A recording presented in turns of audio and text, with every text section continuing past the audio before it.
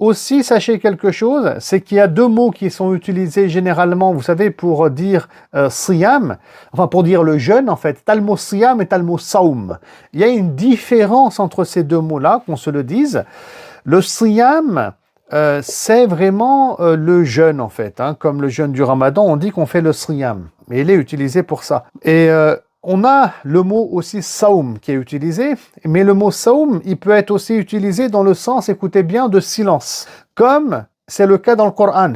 Il apparaît ce mot-là dans le Coran, le mot saoum, dans le verset 26 de la sourate 19, c'est la sourate Maryam, où Allah dit « Mange donc, bois et réjouis-toi, si tu vois quelqu'un d'entre les humains, dis alors, donc on parle à Marie ici, je fais vœu de jeûne pour le tout miséricordieux, je ne parlerai donc aujourd'hui à aucun être humain, vous voyez ? Donc le jeûne ici, qu'on appelle le saoum, dont il est question, c'est que Marie va se taire et ne parlera pas.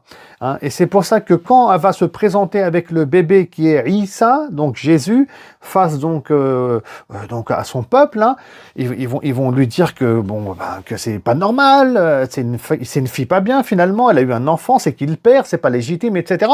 Et elle devait pas parler. Elle devait pas parler parce qu'elle fait le saoum, elle va faire un signe en direction de l'enfant et l'enfant va se mettre à parler et on a les versets du Coran bien entendu dans le Coran. Qu'est-ce qu'il dit essentiellement? Donc yani Isa, les paroles qu'il va dire. Enfin bref, c'est pas le sujet ici de mon intervention, mais on trouve tout ça dans le Coran. Moi ici, ce qui m'intéresse bien sûr, c'est que dans le mot saoum, il y a la notion de silence. On trouve ça dans le Coran.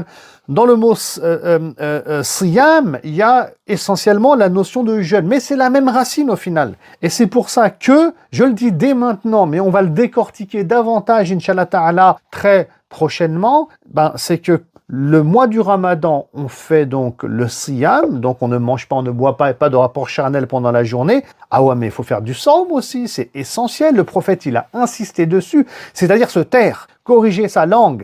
Et oui, ça c'est un point central du mois du Ramadan. C'est pas un petit truc, hein. C'est vraiment central. Le prophète, il a insisté dessus. Et on le voit ici d'ailleurs, rien qu'avec le mot saum tel qu'il est utilisé dans le Coran. Donc c'est le mois aussi où on réforme sa langue.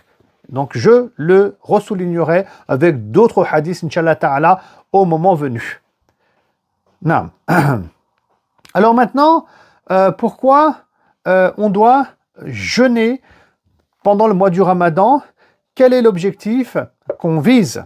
Ça, c'est un point important, étant donné que c'est traiter le sujet finalement de la niya, de l'intention. Alors,